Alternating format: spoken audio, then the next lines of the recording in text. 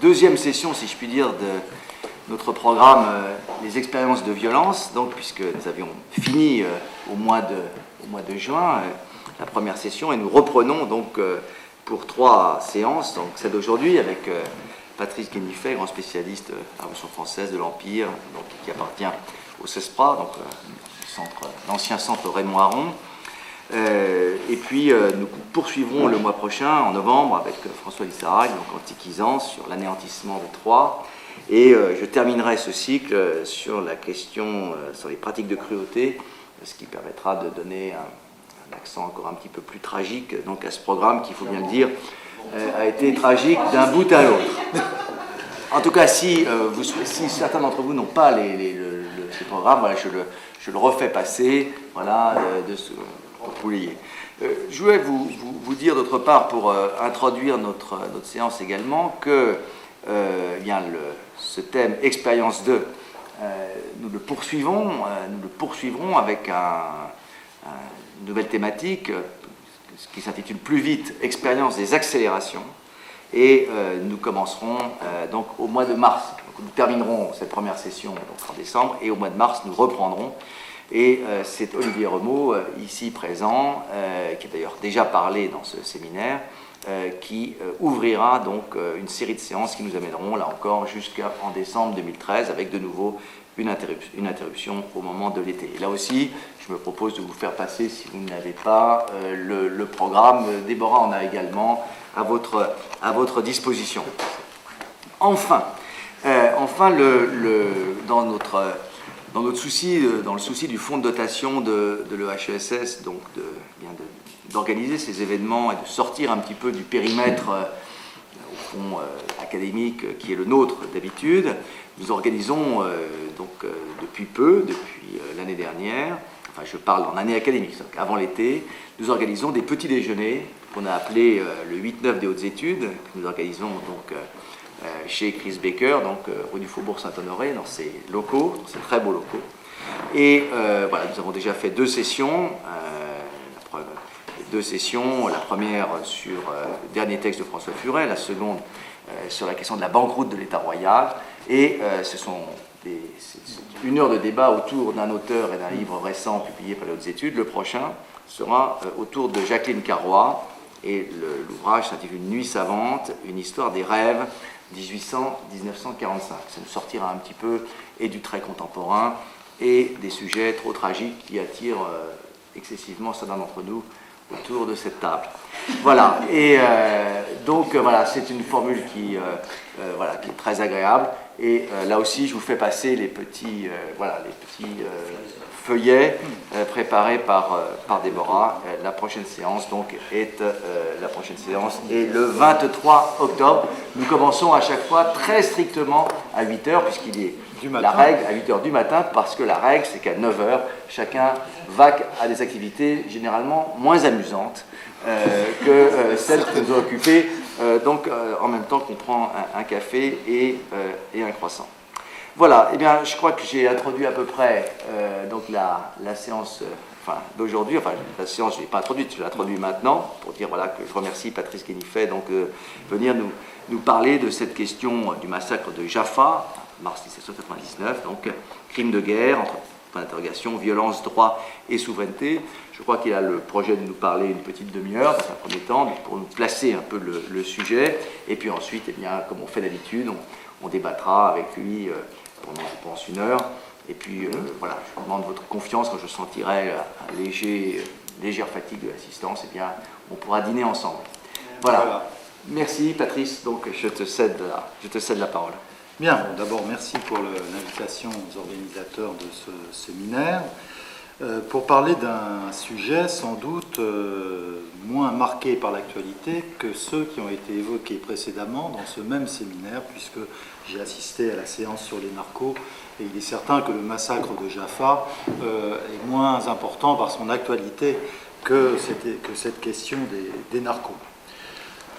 Bon, peut-être quelques repères quand même, parce qu'après tout, certains d'entre vous ont pu un peu oublier le déroulement précis des événements.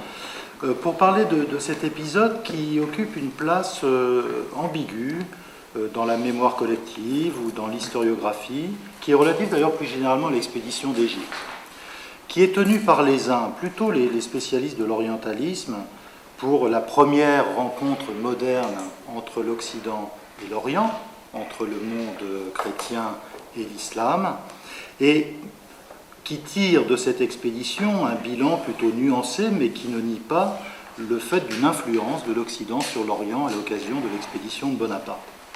Pour les autres, qui sont les historiens de Napoléon précisément, pour eux, cette expédition est plutôt une aberration, sortie du cerveau de Bonaparte, ou plus largement du cerveau des révolutionnaires ou des post-révolutionnaires de l'époque du Directoire, et dont l'épisode de Jaffa, sur le massacre des prisonniers ottomans, est en quelque sorte le révélateur de ce que cette expédition avait à la fois d'injustifié, de cruel, de barbare, marquant ainsi une sorte de recul de la civilisation si on se réfère aux principes qui avaient été ceux proclamés par la Révolution française en 1789.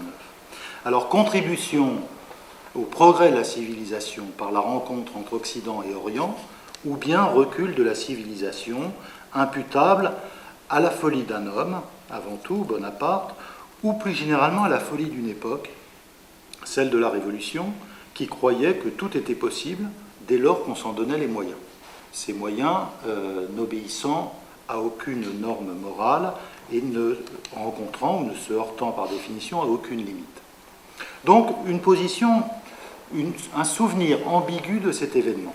Maintenant, quelques repères pour lui redonner en quelque sorte un peu de rationalité et de consistance.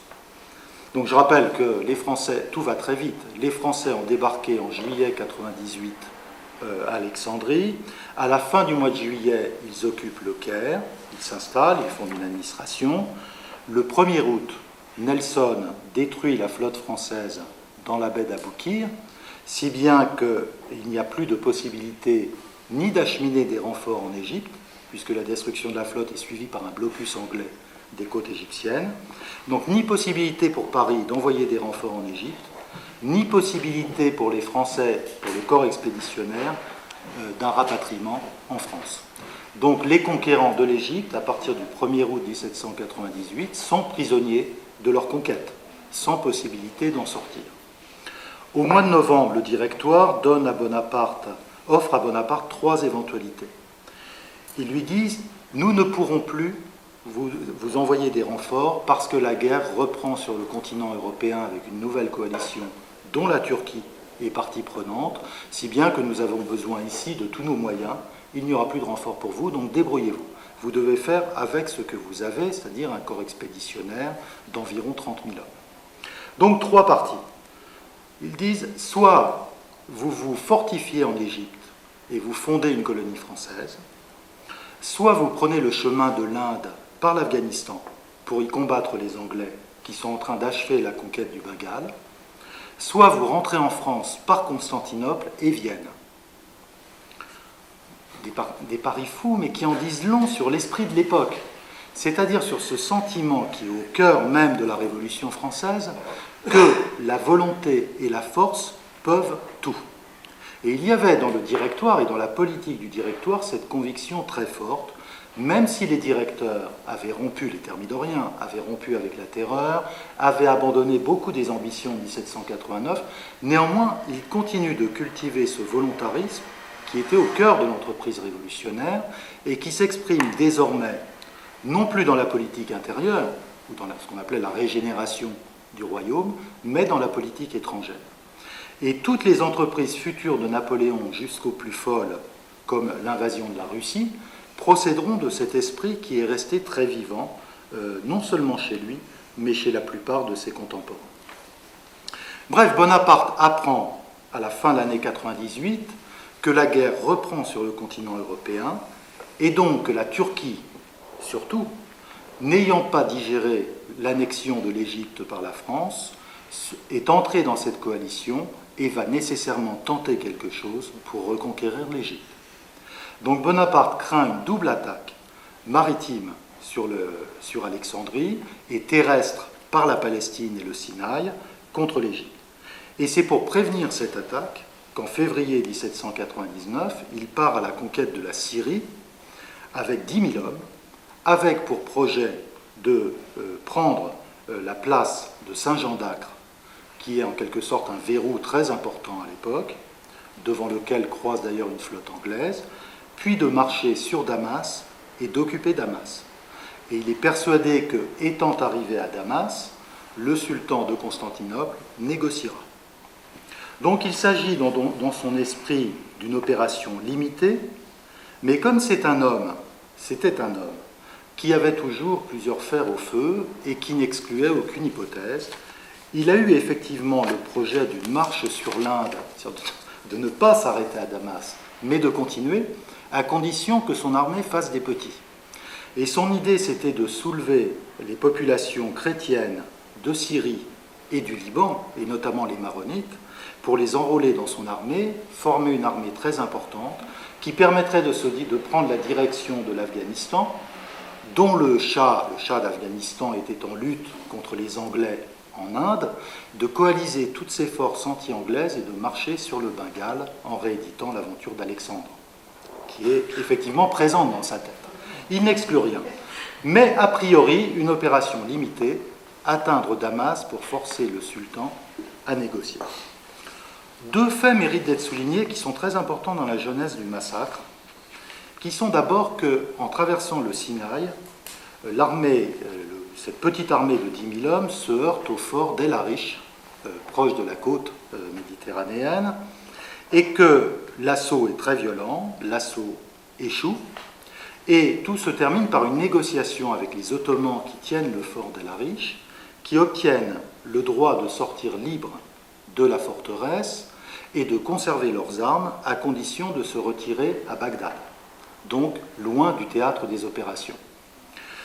Un accord est passé, les Ottomans s'en vont et Bonaparte reprend sa marche, entre en Palestine et intervient à partir de Gaza, l'arrivée à Gaza, un deuxième événement, qui est un événement tout bête, climatique, qui est que le temps tourne à une pluie absolument diluvienne qui rend la progression des troupes très pénible. Tous les chameaux qu'ils ont emmenés meurent, la plupart des chevaux, beaucoup de soldats meurent en cours de route, et donc là, c'est une armée épuisée qui arrive devant Jaffa le 8 mars 1799, et une armée démoralisée. Et je reviendrai sur ce point dans la discussion si vous le souhaitez, c'est-à-dire sur l'état d'esprit de l'armée qui explique pour beaucoup. À Jaffa, les choses se sont mal passées, c'est-à-dire que Bonaparte a fait sommer la garnison de Jaffa de déposer les armes. Le commandant de Jaffa a fait couper la tête du plénipotentiaire français et l'a fait renvoyer à Bonaparte, qui immédiatement a fait tuer l'Ottoman qui apportait la tête en question. Et donc, après 3 jours, l'assaut est donné. L'assaut a été d'une sauvagerie inouïe, pour une raison assez simple, c'est que si les Ottomans sont probablement les plus mauvais soldats du monde en terrain ouvert, ils sont les meilleurs défenseurs qui soient, pour une raison dont on trouve l'explication dans Laurence d'Arabie, dans les 7 piliers de la sagesse, c'est que ces soldats ottomans sont de pauvres paysans qu'on a raflés en Anatolie, dans le Caucase et essentiellement dans les Balkans, et qui sont terrorisés par leurs officiers. Et donc, craignant davantage leurs officiers que les assaillants, ils sont prêts à résister jusqu'au bout. Donc l'assaut a été très brutal. 3000 Ottomans ont fini par se réfugier à l'intérieur de la citadelle de Jaffa. Et là intervient le premier épisode, puisque le massacre en fait est une séquence de 4 jours, qui est le massacre de la population civile. C'est-à-dire que les soldats ayant franchi les remparts de Bonaparte se répandent dans la ville, violent, pillent et tuent pendant 3 jours. Au point que certains officiers ont été obligés de sabrer leurs propres soldats pour leur faire lâcher prise. Intervient donc ce massacre dure 3 jours, après quoi Bonaparte se retrouve confronté au problème de ces 3000 prisonniers ottomans enfermés dans la citadelle, auxquels il a promis la vie sauve s'ils déposaient les armes. Après réflexion, il se pose une question tout à fait pragmatique: que vais-je faire de ces 3000 hommes? Mon armée se compose de 10 000 hommes. Que vais-je en faire? Est-ce que je vais distraire une partie de mes troupes pour les garder? est-ce que je vais les renvoyer en Égypte, les envoyer prisonniers en Égypte, ce qui suppose une escorte, ou est-ce que je vais les libérer sur parole? Ce qui était la tradition dans ces guerres du XVIIIe siècle. On libère les prisonniers sous la promesse qu'ils ne prendront plus les armes dans le cours de la guerre actuelle. Ça marchait très bien en Europe. Et là, Eugène, beau-fils de Napoléon, envoyé discuter avec les Ottomans, revient et dit à son beau-père: parmi ces 3000 hommes figurent plusieurs centaines qui étaient déjà à El Arish, qui nous ont promis qu'ils allaient se retirer sur Bagdad et qu'on retrouve ici à Jaffa et qui manifestement se rendaient à Saint-Jean d'Acre pour rejoindre le gros des forces ottomanes. Et là, Bonaparte réunit ses officiers, son état-major. Il y a d'ailleurs une quasi-unanimité, sauf Berthier, en faveur de la mise à mort de tous les prisonniers, parce qu'il y a une demande venant des soldats qui trouvent anormal que l'on nourrisse des prisonniers alors qu'eux-mêmes ont si peu de ravitaillement. Et Bonaparte, après 2 réunions, où le problème a moins été le sort des prisonniers que de savoir qui allait se charger de l'opération. Parce que si tout le monde était d'accord pour les tuer, personne ne voulait le faire. Et finalement, tous les généraux se sont défilés et c'est un officier subalterne qui a pris en charge de l'opération. Les prisonniers ont été tués pendant 3 jours. Il a fallu 3 jours pour tuer ces 3000 hommes, d'autant plus que Bonaparte, pour économiser les munitions, a ordonné une exécution à l'arme blanche sur la plage de Jaffa. Et il y a le célèbre passage des Mémoires d'outre-tombe où Chateaubriand, visitant la plage de Jaffa, dit « J'ai vu cette plage, j'ai vu l'aile de l'hirondelle du printemps frôler ce sable encore poisseux du sang des victimes. » Voilà, très belle phrase. On a des récits absolument effrayants de ce qu'a été l'exécution, qui a duré 3 jours. Bonaparte s'est chargé lui-même d'en faire l'apologie dans des proclamations adressées aux populations locales et à ses ennemis, en leur disant « C'est la preuve que le prophète est avec moi et que rien ne peut me résister. La preuve, ces prisonniers sont morts. Bien la preuve de ma toute-puissance. » L'épisode a été connu tout de suite. Les Anglais l'ont immédiatement utilisé dans leur propagande anti-française. Et au fond, il n'y a qu'en France où il a été interdit d'en parler à partir du moment où Bonaparte s'est retrouvé au pouvoir, est arrivé au pouvoir. Et c'est vraiment sous la Restauration, après sa chute, que le sujet est sorti et est devenu l'objet d'un débat très important. Donc, globalement, l'épisode est apparu comme un signe de la perversité, de la monstruosité de l'empereur, du futur empereur, et n'a trouvé qu'un seul défenseur, mais illustre, et qui allait ensuite influencer beaucoup d'autres, et je pense en particulier à Nietzsche et aux réflexions de Nietzsche sur Napoléon, c'est Stendhal. Stendhal est le seul apologiste, vrai apologiste, du massacre de Jaffa, puisque dans sa vie de Napoléon, il consacre un long passage à ce massacre en expliquant que Bonaparte n'a fait que son devoir en tuant ses prisonniers, qu'il s'est conformé au principe du droit naturel et du droit des gens, qui spécifie que les défenseurs d'une place prise d'assaut et ayant refusé d'obtempérer aux sommations doivent être passés au fil de l'épée, et qu'ensuite Bonaparte s'est comporté en père de son armée, en père pour ses soldats, puisqu'en tuant ses ennemis parjure, finalement il sauvait la vie d'un certain nombre de ses soldats qui auraient retrouvé un jour ou l'autre ses ennemis devant eux.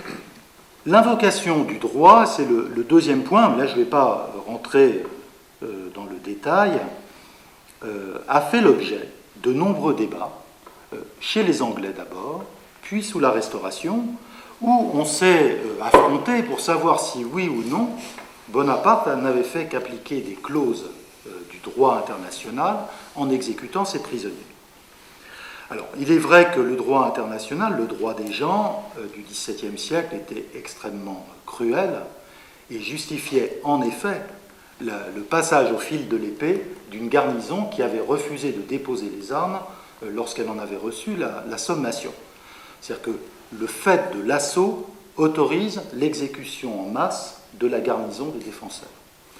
Au XVIIIe siècle, les choses ont changé, et pour s'en tenir à celui des philosophes qui a eu le plus de renommée et d'influence dans la deuxième moitié du XVIIIe siècle, c'est-à-dire Vatel, il est certain que Vatel, qui était suisse, qui a écrit un traité du droit des gens très populaire à l'époque et qui est abondamment cité dans ce débat, Vatel est beaucoup plus nuancé. Puisque Vatel dit que, bon, certes, les théoriciens du droit naturel ont accrédité ce principe, mais que la civilisation a fait des progrès depuis, et donc il faut l'appliquer avec parcimonie et surtout avec nuance, avec précaution. Et donc Vatel surtout introduit cette idée, finalement très en consonance avec la philosophie des Lumières, que si la faute effectivement justifie le châtiment, encore faut-il que la faute ait été personnelle. Et que dans des faits de guerre, on ne peut accuser de faute de simples soldats, fautes qui sont nécessairement imputables à leurs officiers. Et Vatel dit, dans le cas où les sommations n'auraient pas été respectées, la faute ne revient pas aux soldats qui défendent la place sur ordre, qui ne font qu'obéir aux ordres, c'est-à-dire à leur devoir de militaire, mais la faute, et donc le châtiment, doit être appliqué seulement au commandant de la garnison qui a refusé d'obtempérer. Mais il est vrai qu'on trouve dans Vatel cette idée que s'il y a eu parjure, c'est-à-dire que si des prisonniers libérés ont néanmoins repris les armes en contradiction, en infraction avec leurs promesses, alors la mort est tout à fait justifiée. Si bien que les défenseurs de Bonaparte, et c'est le cas de Stendhal, font valoir ce texte de Vatel en disant que Bonaparte s'est tout simplement plié aux normes juridiques de son époque régissant le droit de la guerre, et que, en plus, il a agi en général, le général étant le père de son armée et ayant pour fonction et pour devoir d'épargner, tant que faire se peut, la vie de ses soldats. Mais on pourra bien sûr y revenir plus en détail tout à l'heure.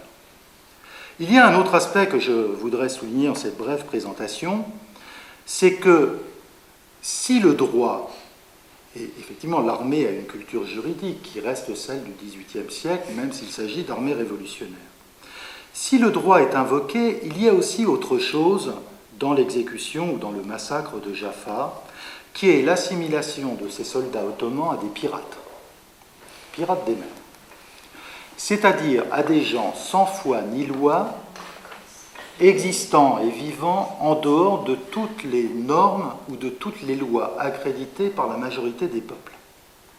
Et le parallèle qui revient le plus souvent dans la correspondance des soldats qui ont été mêlés à cette affaire, qui ont participé à l'expédition d'Égypte, c'est l'assimilation entre les Ottomans, ou les populations autochtones en général, et les Vendéens.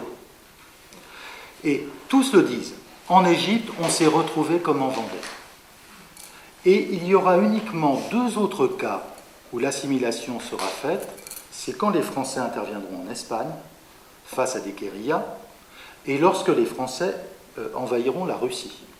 C'est-à-dire que les paysans russes, partisans russes, les guérilleros espagnols, et les Égyptiens en général, les Turcs, comme on disait, ce qui regroupe toutes les catégories très diverses de ces populations, sont perçus comme de nouveaux Vendéens, c'est-à-dire comme des gens existant en dehors de la société, et donc n'étant pas justiciables de la protection des lois.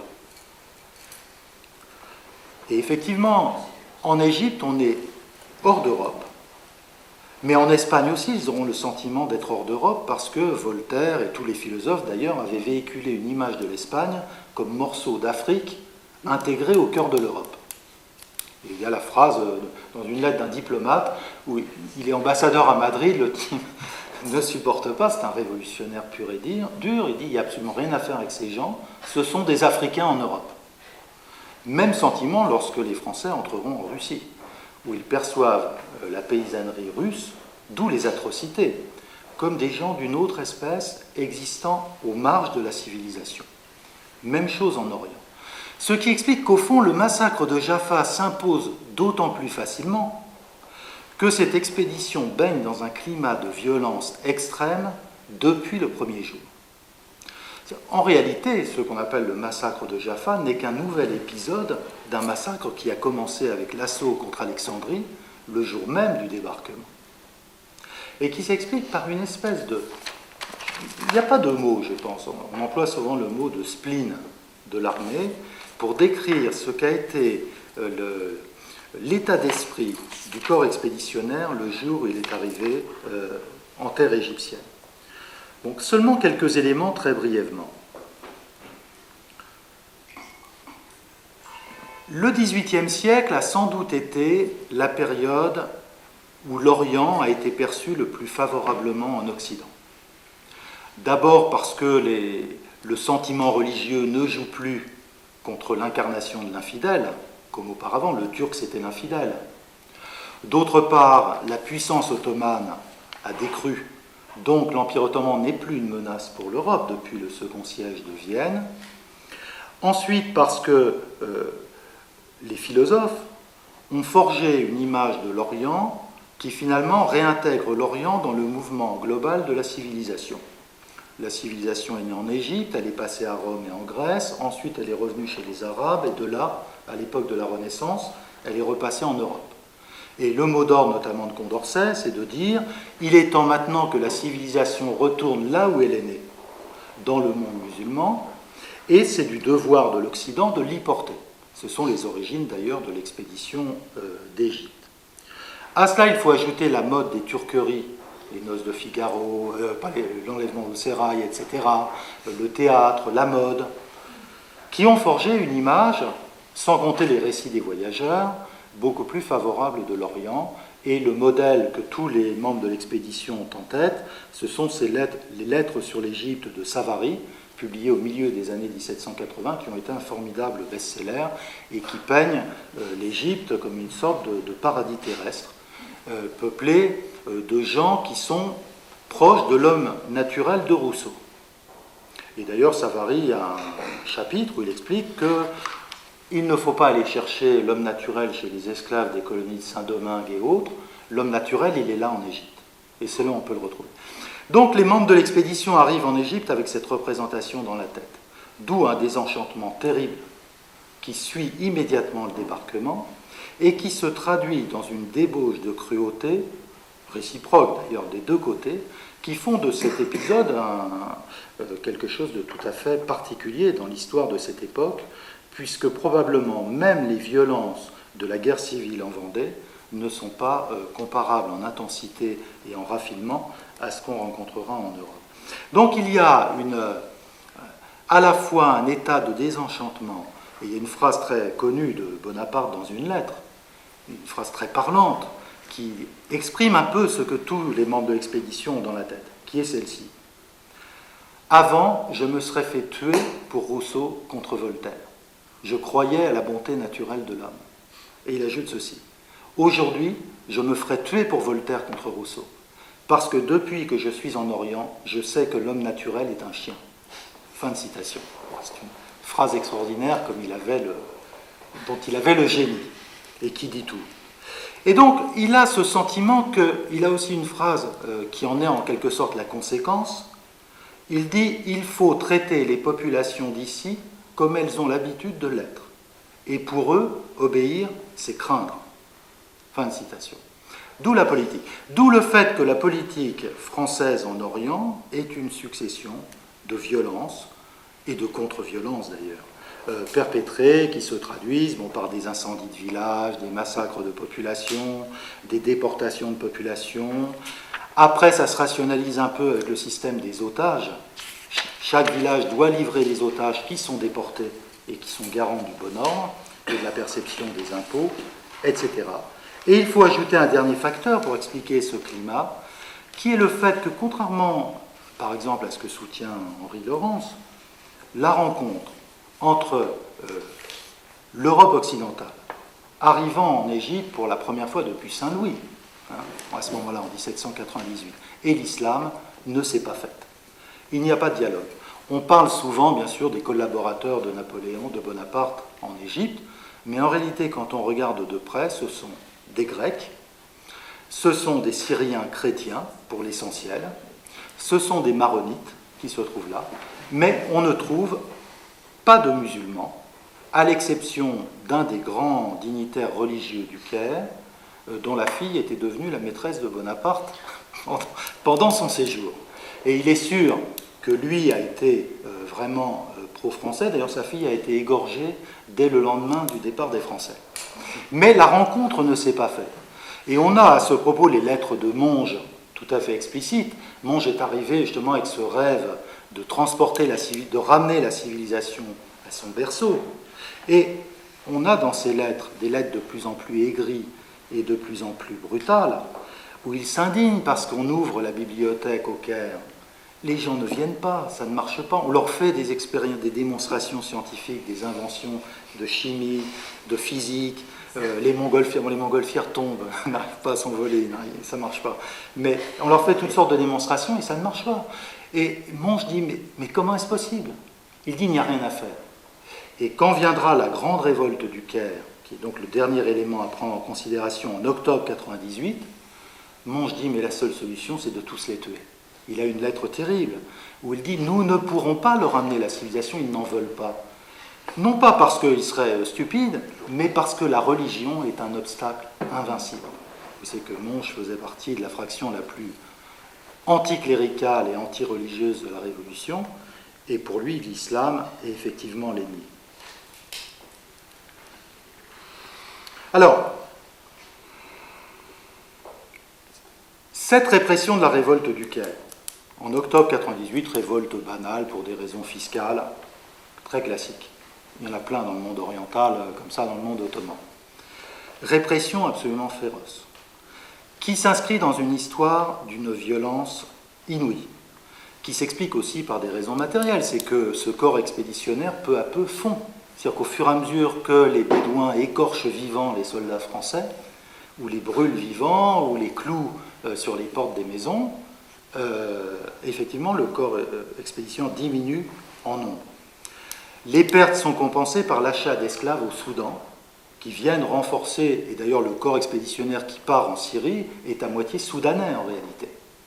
Ce qui peut aussi contribuer à la violence, ce sont des esclaves qui ont 14 ans, 15 ans, 16 ans que les caravanes amènent au Caire, où les Français les rachètent. D'ailleurs, il y a des histoires tout à fait touchantes. Il y a un de ces Soudanais, il a 13 ans, il combat en Syrie, il revient au Caire. Bonaparte le ramène avec lui en France, où il entre dans le régiment des Mamelouks, et le malheureux va aller mourir à la Bérésina en Russie en 1812. C'est-à-dire des destins absolument extraordinaires. Hein. Ça, c'est digne de l'époque d'Alexandre. Alors, donc, le massacre arrive comme un épisode supplémentaire dans cette histoire d'une violence inouïe, qui est aussi le résultat de l'échec du projet culturel de l'expédition d'Égypte. Et si effectivement l'expédition d'Égypte contribuera à la rencontre entre Occident et Islam, c'est plus tard, au XIXe, à l'époque de Mehemet Ali. C'est-à-dire, précisément, ça sera un peu à supposer que ce soit fait, plus ou moins. Ça sera la rançon de l'échec de l'expédition française. Enfin, pour finir, si ce massacre de Jaffa s'impose finalement comme une solution naturelle, ça fait 1 an qu'on massacre. Alors, quand un problème se pose, la violence reste la solution. Néanmoins, il y a quelque chose de délibéré dans ce massacre. C'est-à-dire que Bonaparte ne veut pas seulement régler un problème patent, c'est-à-dire ce n'est pas le massacre qui va intervenir peu après, qui est celui des prostituées du Caire. Donc je vous dis 2 mots parce que ça en dit long sur l'état d'esprit collectif. Bonaparte revient de Syrie, après avoir échoué, rentre au Caire, et qu'est-ce qu'il voit? La moitié de la garnison du Caire à l'hôpital atteinte de maladies vénériennes. Là, il sait que les Ottomans vont envahir l'Égypte, donc il va y avoir des combats et des batailles, il a besoin de ces troupes. Donc que faire? Il consulte les autorités religieuses, il dit voilà, les prostituées officient aux portes du Caire, c'est insupportable, que nous conseillez-vous? Les autorités religieuses disent l'islam est très tolérant vis-à-vis de ce phénomène, simplement elles doivent être cantonnées dans un endroit, et Bonaparte dit il n'y a pas moyen, quand même. On a le compte-rendu, Bonaparte dit il n'y a pas moyen de les exterminer. Alors, les cheikhs lui disent oh, l'islam tout en tolérant, néanmoins, n'approuve pas. Général. Et Bonaparte dit bon, mais il dit mes soldats ont beaucoup souffert en Syrie, ils ne sont pas prêts à une opération d'une telle importance, il faudrait la faire faire par des éléments locaux. Donc finalement, ce sont des Grecs qui vont s'en charger. On rafle 500 prostituées au faubourg du Caire, qui vont être estourbies avec un bâton, enfermées dans des sacs cousus, jetés dans le Nil. selon une méthode traditionnelle réservée aux femmes coupables d'adultère. Mais ça ne pose pas de problème moral. Tout ça passe pour absolument normal. Mais en plus, dans le massacre de Jaffa, donc, il y a un élément rationnel et conscient qui est tout simplement une stratégie de la terreur. Car Bonaparte veut perpétrer un acte qui provoque l'effroi, non seulement de ses ennemis à Saint-Jean d'Acre, puisqu'il va aller les affronter peu après, et il sait qu'il va avoir à soutenir un siège difficile, mais des populations locales, puisque du côté de Naplouse, il y a beaucoup de partisans qui assaillent les détachements isolés de Français, etc. Il veut terroriser la population. Et c'est bien sûr un élément très important, et ça restera chez lui une habitude et un recours très fréquent, notamment en Espagne, où il pratiquera la stratégie de la terreur de manière continue. Et enfin, cette fois j'en finis vraiment, le massacre est incompréhensible sans son complément qui est la visite le lendemain même au pestiféré de Jaffa, immortalisé par le tableau de Gros, les pestiférés de Jaffa, qui est une scène réelle. Alors, les détails varient. A-t-il pris un pestiféré dans ses bras? L'a-t-il simplement touché? A-t-il aidé à l'allonger ou à le relever? A-t-il pris un pestiféré qui était déjà mort? Peu importe. La peste venait de faire son apparition, et il faut voir qu'on est dans une ville où il y a des milliers de cadavres dans les rues. Car là, on est 3 jours après l'assaut, 4 jours après l'assaut, la population, les morts n'ont pas été enterrés. Ils sont en train de pourrir dans les rues. Donc la peste qui commençait à sévir dans la région depuis plusieurs mois commence à atteindre les premiers soldats. Effroi, bien sûr, du corps expéditionnaire, effroi des officiers, et donc Bonaparte décide, le lendemain du massacre, de se rendre à l'hôpital où on a commencé à rassembler les pestiférés, on a des doutes encore sur la nature de la maladie, et de faire une visite ostensiblement pour toute son armée, c'est-à-dire de montrer que lui ne craint pas la maladie. Et Goethe dit dans ses entretiens avec Eckermann que c'est probablement un de ces coups de génie qui existent à profusion dans son existence. Et Goethe dit Bonaparte savait que la volonté peut être plus forte que la maladie. Et donc quand il va à l'hôpital de Jaffa, c'est un homme fort d'une telle volonté, d'une telle détermination qu'il sait que lui ne risque rien. Mais ce geste a eu un retentissement immédiat dans son armée et bien au-delà, car par des correspondances, l'épisode est arrivé en France bien avant que Gros ne l'immortalise dans son célèbre tableau.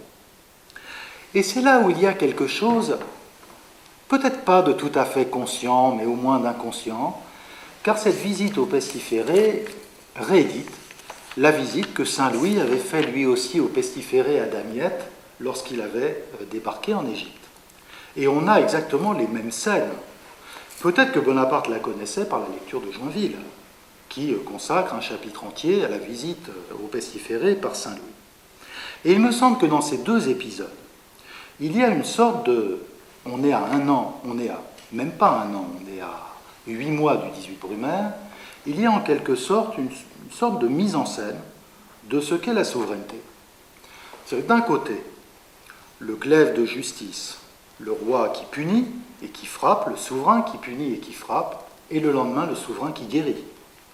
Car effectivement, il rejoue la grande scène des rituels de la royauté dans un contexte où il est une sorte de roi de fait, puisque comme les relations sont coupées avec la France du fait de la destruction de la flotte à Aboukir, il est souverain en Égypte. Il peut déterminer à sa guise sa politique. Il rend la justice, il fait des lois, il dirige les mouvements de l'armée. Bref, il fait tout. Il est réellement souverain. Et c'est là, au fond, je pense, qu'il a acquis la force nécessaire au coup d'État qu'il allait perpétrer quelques mois plus tard. Parce que quelques mois plus tôt, lorsqu'il était rentré d'Italie, Kléber lui avait proposé de faire un coup d'État et de renverser le Directoire. Et il avait refusé, donc à la fin de 1797, en disant à Kléber qu'il ne se sentait encore pas prêt de renverser, comme il disait, cette canaille. Après Jaffa, il est prêt.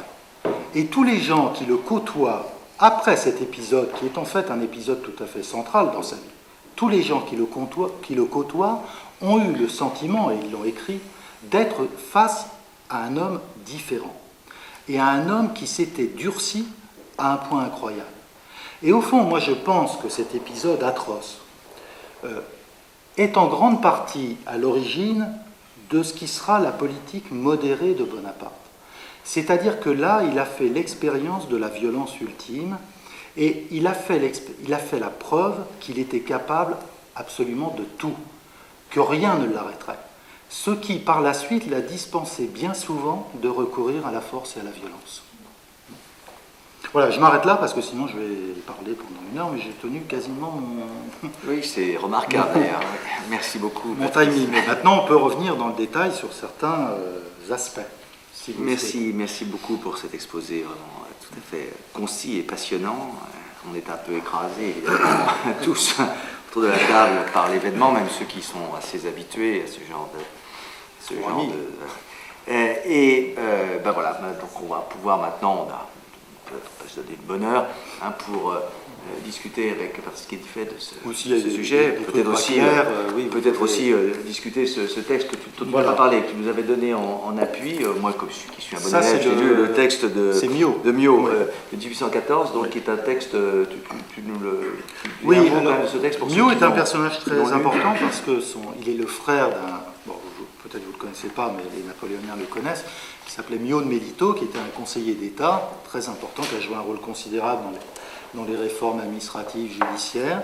Et ce Mio et son frère militaire sont des Corses d'origine, donc des familiers de la famille Bonaparte. Et il a participé à l'expédition d'Égypte et il est l'un des témoins qui relate avec le plus de détails atroces l'exécution. Et donc Mio publie ses souvenirs de l'expédition en 1804, année de l'instauration de l'Empire, et dedans il n'y a pas un mot sur le massacre de Jaffa. Il dit simplement qu'il a fallu procéder à une opération regrettable mais néanmoins nécessaire, mais c'est tout. Et c'est dans l'édition de 1814, publiée après la chute de Napoléon, que Mio relate en détail ce qui lui a valu l'année suivante, au moment du retour de Napoléon aux 100 jours, de perdre sa Légion d'honneur, pour avoir publié ce récit. Mais c'est l'un des plus circonstanciés de la scène de l'exécution elle-même. D'accord. Merci de cette précision. On pourra éventuellement revenir sur quelques aspects effectivement en détail à partir du texte. Alors, qui souhaiterait intervenir? Moi, j'interviens sans intervenir. Je voudrais simplement vous remercier, Patrice, parce que c'était absolument passionnant. Merci. Bon, mais ça ne va pas relancer la discussion. Ce n'est pas une question. Donc, je souhaite le faire. Bon. Oui, allez-y. Oui. Est-ce que vous pourriez nous en dire un peu plus concernant les collaborations, entre guillemets, complicité ou, je dirais, alliances locales dont il a pu bénéficier et qui lui ont en quelque sorte facilité la tâche pour l'instauration de ce climat de terreur? Oui, il a... Bon, vous savez, c'était un homme... Il a 29 ans. Il est incroyable. Donc, c'est un homme... Donc, quand il prend le bateau pour se rendre en Égypte, comme toujours, il emmène une bibliothèque. Première chose. Donc, sur le bateau, il relit la Bible, il lit la Torah, il lit le Coran. Les trois. En 2 mois, ça lui suffit. Il lit les 3. Il se renseigne. Il avait emmené avec lui des gens qui avaient l'expérience de l'Orient, qui avaient été des interprètes auprès du sultan, ou alors au consulat d'Alexandrie. Donc des gens qui avaient l'expérience de l'Orient, comme Magalon, Venture de Paradis surtout, qui est resté l'un de ses conseillers proches, qui étaient des orientalistes, qui connaissaient leur affaire. Il a tout de suite compris en arrivant qu'au fond, le peuple égyptien n'existait pas, que c'était une agglomération de communautés différentes, juifs, coptes, arabes, on les appelle les maghrébins à l'époque, les mamelouks, qui ne sont pas des Égyptiens, qui viennent tous du Caucase ou des Balkans, qui sont pour l'essentiel des Bosniaques, souvent, qui règnent sur l'Égypte, plus, bien sûr, les paysans, plus les Bédouins, qui sont encore autre chose, les populations nomades, et que tous ces groupes avaient des intérêts différents. Et donc, pour régner sur l'Égypte, il fallait à la fois tous leur apporter une protection relative, mais tous les contenir aussi. sur une politique à la fois de répression, mais aussi satisfaire certains intérêts.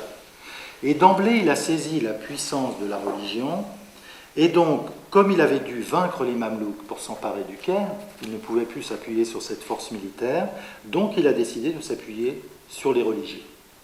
Et d'emblée, il passe un pacte avec les religieux de la grande mosquée du Caire, de respect absolu de l'islam, et ça va jusqu'à une comédie qui est en même temps géniale, parce que c'est un comédien extraordinaire, qui est la comédie de sa propre conversion à l'islam et de la conversion de toute son armée. Avec deux problèmes, la circoncision et le vin, mais ces imams n'étaient pas du tout ceux d'aujourd'hui, ils étaient très conciliants, donc ils finissent par dire, après moult réunions, la circoncision en fait n'est pas obligatoire, quant au vin on peut passer dessus à condition que les Français fassent des aumônes, se montre charitable. Voilà. Et puis Bonaparte, qui ne veut pas bien sûr s'engager plus avant, dit écoutez, voilà, je ne peux pas maintenant forcer mon armée à se convertir, il faut la préparer à ce pas décisif, mais en échange du délai que je vous demande, je construirai une mosquée capable d'accueillir la totalité de la population du Caire, c'est-à-dire environ 200 000 personnes. Et les imams ont été très contents avec ça, et en échange, lui ont décerné le titre de préféré ou de je ne sais plus quoi du Tout-Puissant. Mais donc il a fait cette alliance avec les religieux, et en décidant de s'appuyer sur eux parce qu'il estimait qu'ils avaient, l'ascendant, ils exerçaient l'ascendant le plus sûr sur la majorité de la population.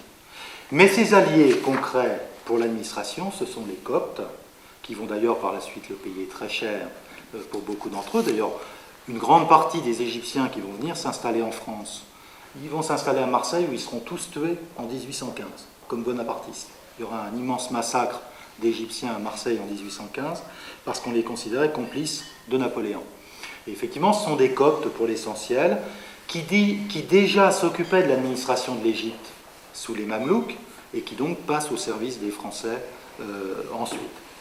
Donc il a essayé de satisfaire une partie des revendications de chaque groupe, sauf de deux, les Mamelouks vaincus parce que les Mamelouks prétendaient reconquérir le pouvoir, et d'ailleurs essayent de créer un second front aux frontières du Soudan, au sud de l'Égypte, et puis les Bédouins, parce que les Bédouins se révèlent absolument inaccessibles à la négociation.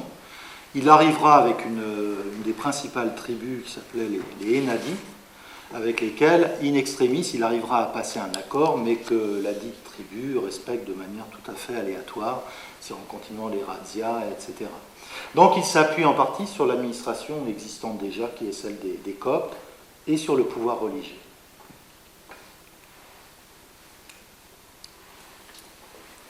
Jean-Michel Stey. Pour l'historique des massacres, il n'est pas massacré les prisonniers mamelouks laissés empiétés par ces cavaleries aussi devant les pyramides? Ça, c'est la bataille. Ah, c'est la bataille. Ça, c'est la bataille. Il se trouve que les Mamelouks étaient des cavaliers d'une... D'ailleurs, ça fait partie de leur identité de Mamelouk, hein, d'exceller dans la guerre à cheval. Et donc, les Mamelouks faisaient une guerre du XVIe siècle, alors que Bonaparte fait la guerre du XIXe siècle. Donc, les charges de Mamelouks face au carré de l'infanterie, c'est effectivement un massacre terrible. Et donc, je croyais dire qu'après la bataille, il y avait des prisonniers mamelouks, je ne sais pas quoi faire, et que ces prisonniers attachés avaient été piétinés par la cavalerie française. Non. À ce moment-là, il n'y a pas ça. Surtout que les Mamelouks sont des... C'est pas la piétaille ottomane. Donc on massacre plus facilement la piétaille ottomane que les Mamelouks qui sont... C'est une chevalerie équestre. Hein. C'est une aristocratie équestre, les Mamelouks. Vous savez que c'est d'ailleurs une histoire tout à fait curieuse. Mais en fait, il y a toutes sortes de livres à écrire de cette histoire, parce que l'histoire des Mamelouks, c'est un truc incroyable. C'est des enfants qu'on enlève, que les Ottomans enlevaient dans les Balkans, ils étaient réduits en esclavage à Constantinople.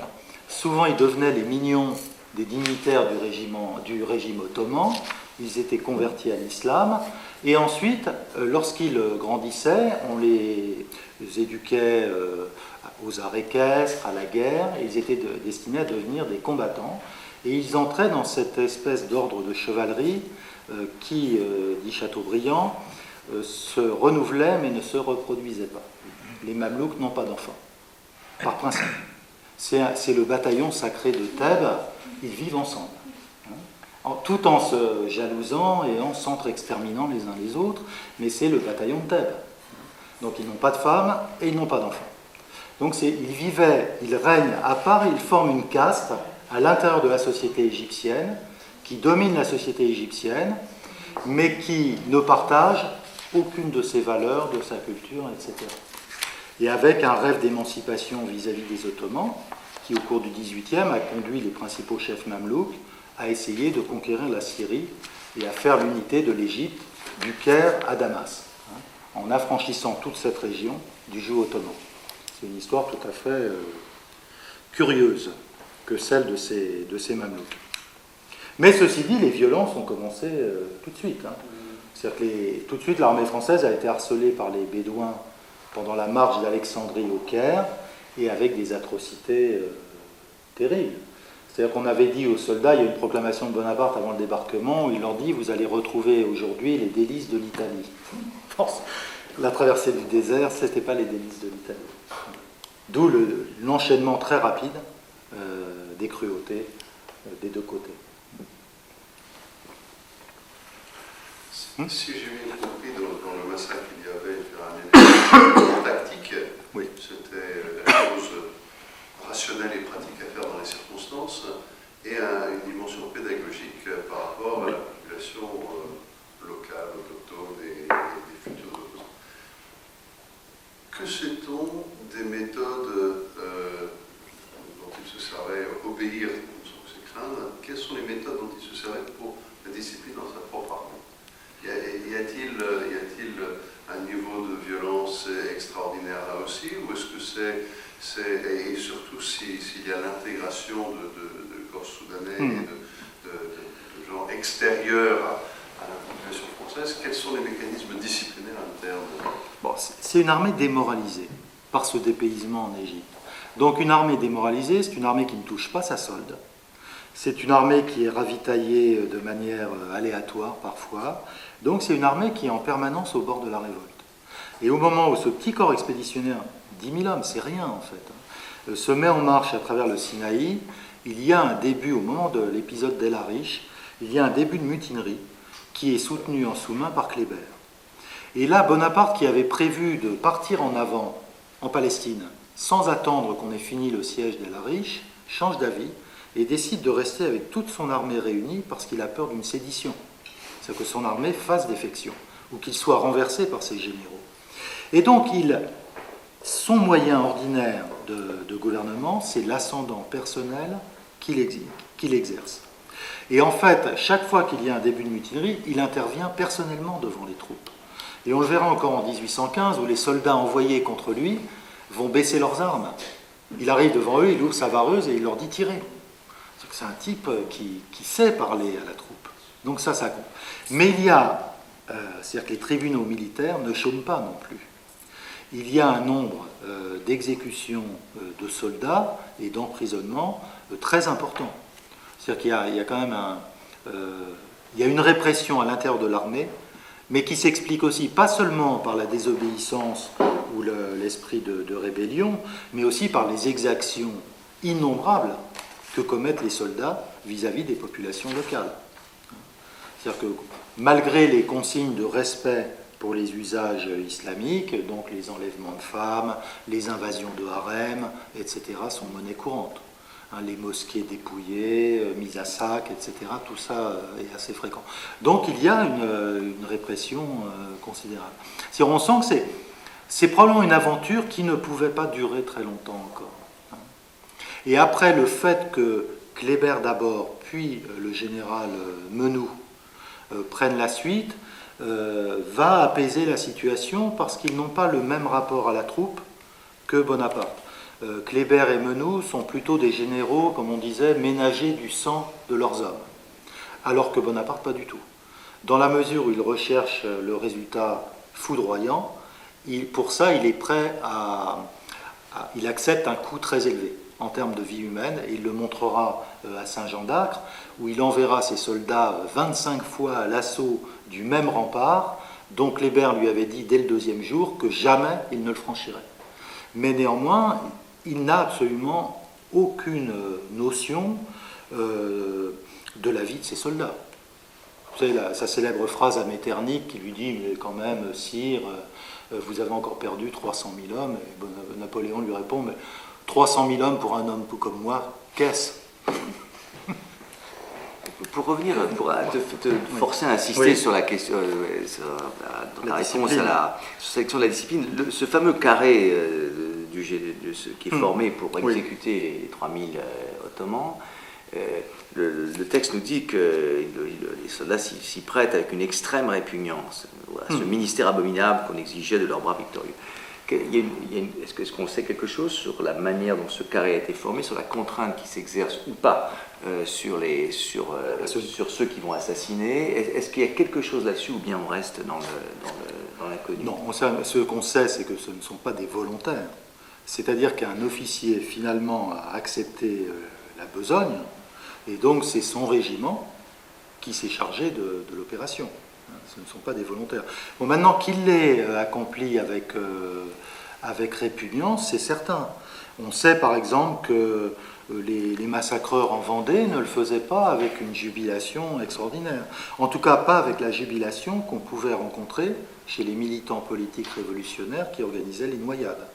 C'est-à-dire qu'eux le faisaient comme quelque chose de justifié et de bon en soi, sur l'extermination. Alors que les militaires le font toujours avec répugnance parce que ça ne rentre pas dans le métier de militaire. C'est quand même quelque chose qui déroge aux règles morales du métier militaire. Et ces armées révolutionnaires, en 1798, sont devenues de vraies armées, qui ont retrouvé les usages et les traditions militaires, l'honneur notamment, etc. Donc, il faut le faire. Ils n'ont pas le choix. Ils le perçoivent comme ça. Ils en reçoivent l'ordre. Mais ils ne le font pas de gaieté de cœur. Surtout, on peut penser que c'est une opération très difficile à faire à l'arme blanche, de tuer 3000 personnes avec un sabre. Il y en a qu'on a achevé, oui, ceux qui essayaient de s'enfuir dans l'eau, on les achevait en leur tirant dessus.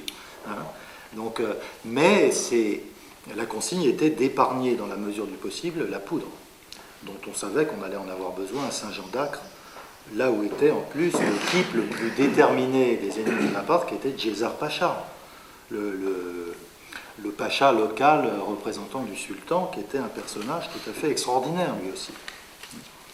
Donc, c'est une vraie armée, c'est pas une bande de voyous ou d'aventuriers, c'est une vraie armée, mais qui se comporte comme une armée qui se sent... Ça annonce ce que les troupes de Bugeaud feront en Algérie. L'enfumage des populations locales, etc. Ça annonce ça avec le même sentiment d'être hors de la civilisation. Et que de ce fait, les règles ordinaires ne s'appliquent pas. Ni les lois, ni les règles morales. Parce qu'on est en dehors. Et ils auront la même réaction en Espagne, où ils auront le sentiment d'être face à des populations sauvages, non civilisées. C'est-à-dire qui elles-mêmes ne respectent pas les lois de la guerre. Et là, Bonaparte lui écrit et lui dit, voilà, il a 24 ans. Il lui dit, je vais vous donner une leçon de maintien de l'ordre. Il lui dit, quand on a affaire à une émeute, ce qu'il faut faire, c'est d'abord tirer à balles réelles. Une seule fois, une décharge. Il dit, vous en tuez 50. Le reste se met à courir, c'est terminé. Vous n'aurez pas à sévir davantage. Alors que si vous tirez à blanc, pour les effrayer, pour les disperser, ils vont voir que les coups ne portent pas, ils reviendront plus déterminés. Et là, il vous faudra en tuer 300. Donc il a toujours eu, et en Italie aussi, quand il fait procéder au pillage de Pavie, par exemple, il a cette idée qu'au fond, la terreur est un moyen de diminuer l'emploi de la violence. Il a cette idée. Donc c'est pas lié. Alors le fait que ce qui change, c'est la nature, la manière dont on inspire la terreur. À Pavie, il dit, voilà, à son armée, vous avez devant vous 12 heures de pillage autorisé. Mais on ne touche pas aux personnes. Vous pouvez piller les maisons autant que vous voulez. Ça, oui. Vous ne touchez pas la maison de l'astronome dont j'ai oublié le nom, italien, qui vivait là, parce que Bonaparte admirait les sciences et les scientifiques. Donc on ne touche pas la maison de l'astronome. Pour le reste, vous pouvez tout piller. Mais vous ne touchez pas la population. En Syrie, il dit on tue 3000 personnes. Donc c'est la manière d'inspirer la terreur qui change. Voilà. En Italie, on ne procède à aucune exécution parce qu'on est en Europe, au sein de la civilisation européenne. En Syrie, on est hors de la civilisation européenne.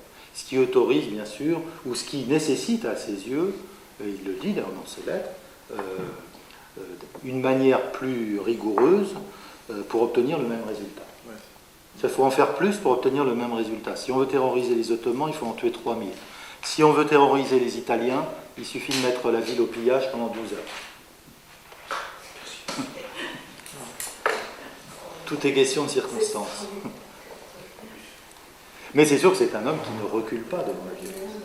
Et il le montrera encore au moment de l'exécution du duc d'Enghien, qui sera un assassinat froidement prémédité et méthodiquement exécuté. À Saint-Roch aussi. Pardon ? Devant l'église Saint-Roch aussi. À Saint-Roch aussi.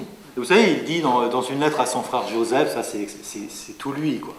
Il dit à son frère Joseph, j'ai longuement hésité avant de savoir dans quel camp je me rangerais. Du côté des insurgés ou du côté de la Convention. Et il dit finalement, j'ai pensé qu'il n'y avait plus de profit pour moi à être du côté de la Convention. Donc, j'ai fait canonner les insurgés. Mais il aurait très bien pu faire l'inverse, sans problème. Il y a quelque chose de monstrueux dans le personnage, certainement. Mais en même temps, moi c'est ça mon idée, c'est que cette aptitude à la violence, qui reste finalement une fiction tant qu'on n'en a pas fait la preuve, eh bien, va lui permettre de conduire une politique essentiellement modérée. Et si finalement il va réussir à réconcilier les Français après la prise du pouvoir le 18 Brumaire, c'est précisément parce qu'il a fait la preuve qu'il est capable de tout. Et donc que s'opposer à lui, c'est une entreprise très risquée, très dangereuse. Je pense que ça joue, c'est-à-dire qu'il y a un lien direct entre son aptitude, prouvée par des actes, à la violence et la modération de son gouvernement. Ça joue de manière consciente. Tu supposes ça ou... Oui, parce que dans ses lettres, il explique aussi. C'est une méthode. C'est un art de gouverner. Mais au fond, c'est la méthode qu'il a trouvée dans Machiavel. J'en dirai 2 mots après. Ça présuppose une connaissance très large dans la population, notamment des massacres de Jaffa. Pour que les gens effectivement réagissent de la sorte, c'est qu'ils sont conscients de ces violences qui ont été perpétrées. Quels gens? Pardon, je sais pas. Quand vous dites, au fond, cette capacité pour... Ah, mais je parle de la population française après. J'entends. Oui, ça s'est su, bien sûr. Ce qui veut dire que ça s'est su. Oui, bien sûr. C'est ça que Malgré l'interdiction officielle d'en parler, bien sûr, tout le monde savait. Oui. Vous savez, c'est une époque où tout se sait. L'information circule par des biais que parfois on a du mal à concevoir, mais tout se sait. Et comme c'était un lecteur de Machiavel, il connaissait cet épisode de César Borgia, où Borgia fait, c'est à Cézanne, fameux épisode, où Borgia fait prendre Rémi d'Orque, qui conspirait, le fait couper en 2 et disposer les 2 morceaux du corps sur un billot avec la hache au milieu. Et Machiavel explique, dit c'est un coup de génie de César Borgia, parce qu'au fond, ça a eu pour effet de lui éviter d'avoir à user de la violence d'une manière déraisonnable. Et au fond, Bonaparte connaît cet épisode, parce qu'il est un lecteur assidu du Prince, qu'il a lu dans sa jeunesse et qu'il a relu ensuite, puisqu'à Sainte-Hélène, il en avait un exemplaire annoté. Vous savez, il avait 2 livres de chevet, qui étaient Le Prince de Machiavel et Le Voyage en Égypte de Volney, qu'il a lu et relu jusqu'à la fin de sa vie. Donc il connaît cet épisode. Et il est, en effet, formé à l'école de Machiavel dans l'art de gouverner. Et effectivement, où la violence n'est pas un but en soi. Et c'est pour ça qu'il est très différent des potentats, par exemple du potentat de Saint-Jean d'Acre, le pacha Djezar, qui est un personnage légendaire à cette époque, mais qui, lui, a une utilisation artiste et fantaisiste de la violence, capricieuse. Djezar, par exemple, il y a un complot autour de lui, il y a des complots permanents dans le monde ottoman, et Djezar s'aperçoit que certaines de ses femmes sont plus ou moins mêlées au complot. Il les fait donc toutes tuer, il en reprend d'autres, mais il se méfie. Donc pour éviter que ces nouvelles femmes conspirent contre lui, il les fait emmurer. Donc il a ces femmes et elles sont emmurées, ou elles vont d'ailleurs mourir les unes après les autres. Il a un comportement artiste, il était célèbre pour ça. Il sortait la journée de son palais et il allait au bazar voir si les prix n'étaient pas trop élevés. S'il trouvait qu'un commerçant pratiquait des prix trop élevés, il lui clouait la langue sur son comptoir. Voilà. Il était connu pour ça. Il a fait exterminer toute la population chrétienne de Saint-Jean d'Acre quand les Français ont approché parce qu'il avait peur d'une 5e colonne, etc., etc. Bonaparte a un emploi de la violence à la fois rationnel et visant à la réduction de son Efficace, emploi. instrumental. Voilà, tout à fait instrumental. Exemplaire et instrumental. Voilà. Au fond, il n'y a pas, si on te suit, il n'y a pas de cruauté. C'est-à-dire qu'il n'y a Non. pas là qu'il n'y a pas une violence inutile à son objet. Non, parce que c'est un homme, il n'y a Les pas soldats, d'acte de voilà. cruauté. Voilà. C'est pas ça qui l'intéresse. Non. Non. Il faut que ça serve à quelque chose. Non. Non, il n'y a pas du tout ça chez lui. Voilà, c'est la cruauté. Il n'y a pas cette d'association, gratuité de la violence. il n'y a pas de jouissance de la violence. Voilà, il n'y a pas de jouissance, c'est instrumental. Et d'ailleurs, il fait punir en Égypte des soldats précisément pour abus dans l'exercice de la violence. Par exemple, les viols sont punis absolument systématiquement et très sévèrement. Et tout ce qui peut s'apparenter à des humiliations infligées aux populations locales, gratuites, sont punis. Donc, ce qui prouve bien qu'il a un usage absolument rationnel de la violence, tout en étant capable d'aller à un extrême, s'il le faut. C'est une violence dans l'usage extrême, de la mais qui ne violence. va pas jusque dans Non. la zone de cruauté, c'est-à-dire une violence qui dépasserait son objet. Voilà, et par exemple, après la révolte du Caire, qui a été terrible, alors les soldats français ont fini, les derniers insurgés du Caire se sont retranchés dans la grande mosquée. Et là, Bonaparte a ordonné de canonner la mosquée, ils ont d'ailleurs renversé le minaret, et ils sont entrés dans la mosquée avec les chevaux, ils ont absolument tout cassé, tout dévasté. Il a laissé faire. Il a laissé ensuite exécuter tous les gens qui avaient été pris les armes à la main, ou qui avaient été raflés dans les combats, etc. Donc on estime à environ 10 000 le nombre des tués dans les jours qui ont suivi. Mais ensuite, les savants sont venus faire pression sur lui pour qu'il décime la population. C'est une demande de Monge et de Geoffroy Saint-Hilaire, le naturaliste, qui pourtant venait d'épouser une égyptienne. Et Saint-Hilaire, n'ayant plus sa famille française, s'était fondé une famille autochtone.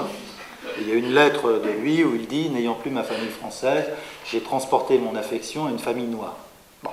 Le même Saint-Hilaire vient dire qu'il faut décimer la population, prendre la population du Caire, en tuer 1 sur 10, pour les guérir de l'envie de se révolter. Et il a cette phrase pour leur faire connaître le nom français. Et Bonaparte publie dans les journaux, dans le journal français au Caire, publie un long communiqué dans lequel il explique précisément que l'usage de la force doit être proportionné au but qu'on se propose. Et que non seulement il met un terme à toutes les exécutions en répression de cette révolte, mais qu'en plus, il va rétablir dans leurs fonctions les dignitaires du Caire, dont il sait qu'ils ont été complices de cette insurrection, et même leur donner de nouveaux pouvoirs. Ça, c'est un comportement politique, non ? Dans l'emploi de la violence. Ce qui, bien sûr, permet d'avoir une autre appréciation de ce massacre a priori terrible et affreux, et qui l'est d'ailleurs matériellement, parce que l'exécution à la baïonnette de 3000 hommes, ce n'est pas, bien sûr, un spectacle réjouissant. Est-ce qu'il n'y a pas paradoxalement une comparaison qui peut être faite avec la pratique de l'armée britannique, qui est de tout temps, et notamment à cette époque, était d'une extrême cruauté, d'une extrême dureté, avec un but totalement d'efficacité, c'est-à-dire sans affect et sans cruauté particulière. Oui, tout à fait. Dans la marine et dans les troupes terrestres, ce qui était extraordinairement violent et brutaux. Oui, tout à fait. On peut faire le parallèle, tout à fait. Les Anglais, en effet, ont une conduite tout à fait rationnelle, où les moyens sont proportionnés aux résultats qu'on se propose, et on le voit au même moment en Inde, dont ils sont en train d'achever la conquête. Et d'ailleurs, l'un des buts de Bonaparte, c'est de faire sa jonction avec le sultan de Mysore, dans le sud de l'Inde, qui est le dernier en lutte, Tipo Saïb, qui est le dernier en lutte contre les Anglais et qui va être assassiné par un agent anglais quelques semaines plus tard. Mais donc, il y a effectivement, dans les deux cas, une rationalité, ce qui explique probablement à la fois le caractère inexpiable de l'affrontement franco-anglais à cette époque, et aussi l'admiration de Bonaparte par les Anglais qui va le conduire finalement à se rendre aux Anglais et à leur demander l'asile, ce qui a été une erreur pour lui tragique.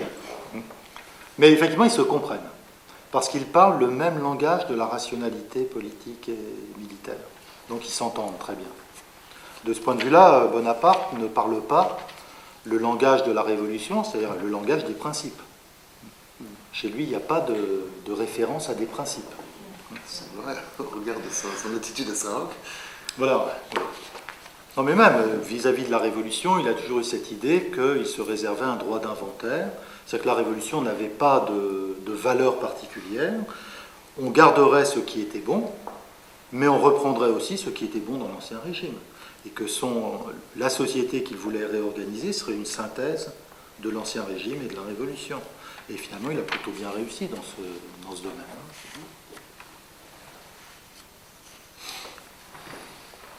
Pour un historien du XXe siècle, c'est curieux comme quand on t'écoute et quand on lit le texte que tu nous as proposé, à quel point on est à l'aise.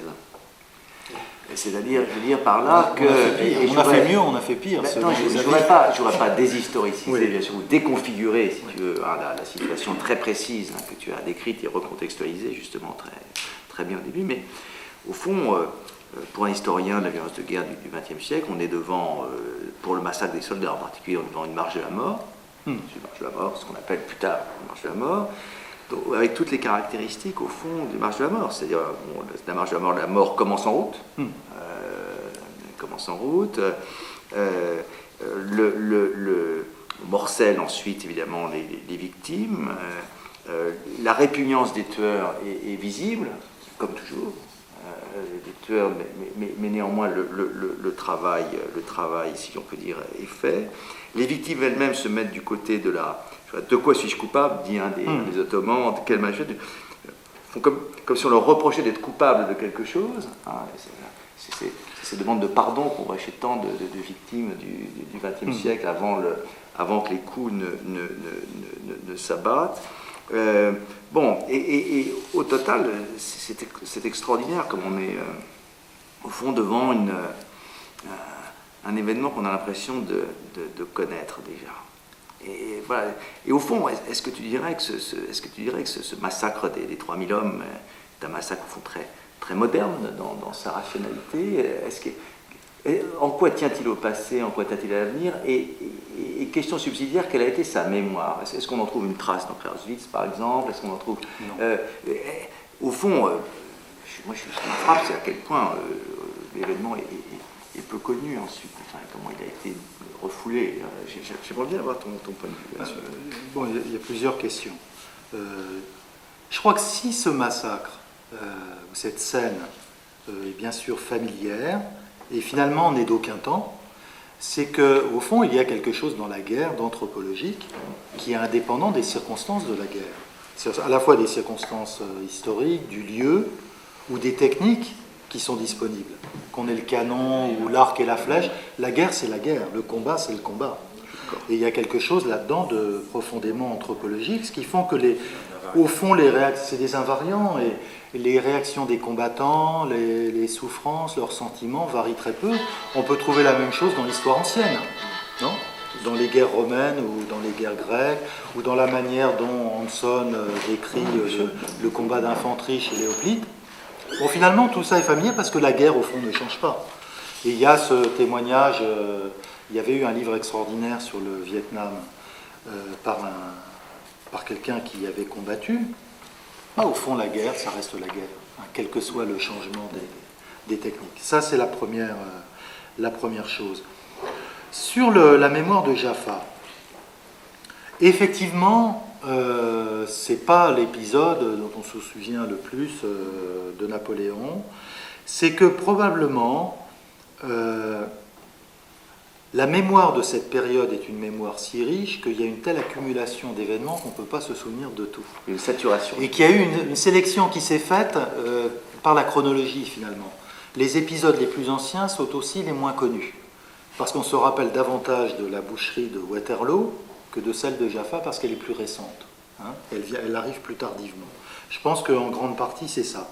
Ceci dit, elle existe parce qu'elle est par exemple au cœur du probablement ce qui est le meilleur roman contemporain pas sur la période napoléonienne, sur Napoléon et son aventure personnelle, qui est le roman qui date du début des années 70 d'Anthony Burgess, l'auteur d'Orange Mécanique, La Symphonie Napoléon, qui est un roman absolument extraordinaire, avec des scènes donc en Égypte, en Russie, etc., et qui est une mise en scène de Napoléon. Et d'ailleurs, comme tu le sais peut-être, le dernier projet de Stanley Kubrick, c'était de porter ce livre à l'écran. Et il y a travaillé des années, puisqu'on a aujourd'hui, on a publié une espèce de boîte souvenir avec toutes les notes de Kubrick, il avait commencé à travailler à ça. Et précisément l'idée de Kubrick, c'était de mettre en scène ce Napoléon hors de toute mesure de Jaffa et de l'Égypte. Parce que là, c'est un personnage shakespearien, quoi. Hein, c'est un personnage hors de toute mesure humaine. Et c'est précisément ce qui intéressait Kubrick. Hein. Donc c'était son dernier projet. Donc finalement, c'est une mémoire qui reste, parce que c'est aussi un épisode, au fond, très énigmatique de l'histoire de Bonaparte. Et finalement, je pense que, pour moi, c'est probablement l'un des épisodes où on peut le mieux le comprendre. Comprendre ce personnage qui est une énigme vivante, hein, quand même. Ce type a quelque chose d'extérieur à l'humanité commune, assurément. Est-ce que son départ d'Égypte un peu en catéménie est également une sorte à la fois un acte politique et quelque chose où il s'affranchit de tout scrupule, remords Il y a de ça, bien sûr. Et c'est pour ça d'ailleurs qu'il fait noyer les prostituées, c'est parce qu'il veut avoir une armée capable de gagner une bataille avant qu'il s'en aille. Il sait déjà qu'il va partir, mais il veut rentrer en vainqueur en France. Parce que s'il rentre, et là il sait que comme la guerre a recommencé en Europe, le régime va s'écrouler à Paris. Donc il rentre pour prendre le pouvoir, pas pour autre chose. Et donc pour lui, remporter une ultime victoire, il va la remporter à Aboukir précisément, là où la flotte avait été détruite. Là il va absolument détruire une armée ottomane. 30 000 morts en une journée de bataille terrible. Et ça va lui permettre de rentrer en vainqueur, de donner une image de son expédition comme un immense succès, alors que finalement elle était un fiasco, et de laisser les autres se débrouiller avec le bébé. Hein. Ils sont rentrés comment d'ailleurs? Bonaparte? Non, les autres. Ah, les autres, ils ont été, rapatriés après la capitulation en 1801. Quant à Bonaparte, il a tout simplement négocié avec les Anglais son retour. Et il a négocié avec l'amiral Smith, qui organisait le blocus au large de l'Égypte, et dont le calcul a été simple. Smith savait très bien que dès lors que Bonaparte ne serait plus en Égypte, tôt ou tard l'Égypte tomberait. La présence française serait finie. Donc son intérêt, c'était de renvoyer Bonaparte en France le plus vite. Donc les Anglais ont dit on a besoin d'aller faire de l'eau, de se ravitailler en eau douce à Rhodes. Donc les bateaux anglais sont partis à Rhodes pendant quelques jours, et pendant ce temps-là, Bonaparte a pris la mer et a rejoint la Corse. Voilà. Donc il est parti avec l'accord des Anglais.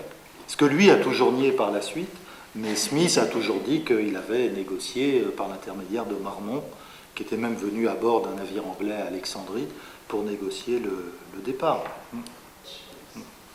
C'est de la politique, ça. Mais là, il rentre pour prendre le pouvoir, donc il a passé par profits et pertes l'aventure égyptienne. C'est un homme qui avait une capacité comme il avait une capacité de concentration, il disait ma tête est comme une armoire, donc je veux traiter une affaire, j'ouvre un tiroir. Je la traite à fond, ensuite je ferme le tiroir, j'en ouvre un autre, et je passe à autre chose, sans que l'affaire précédente m'occupe l'esprit. Et quand je suis fatigué, je ferme tous les tiroirs et je vais me coucher. Et c'était exactement ça. Et pareil donc pour sa vie. Donc l'épisode égyptien, c'était quand même une tragédie au final. Une fois que c'est fini, c'est fini. Il est passé à autre chose, il a oublié, c'est passé par profits et pertes, c'est terminé. Voilà. Et il a fait ça toute sa vie, au fond. Pareil en Russie, quand il revient du désastre russe, il publie un communiqué « Je ne me suis jamais aussi bien porté ». C'est son seul commentaire sur le désastre qui vient d'avoir lieu. Enfin, il dit pas ça comme ça, il dit la santé de l'empereur n'a jamais été aussi bonne. Une armée entière a été détruite, mais voilà, donc il a une capacité de... Ça doit intéresser le psychanalyste, non? Bon, je pense que c'est un personnage qui est au-delà de toute psychanalyse.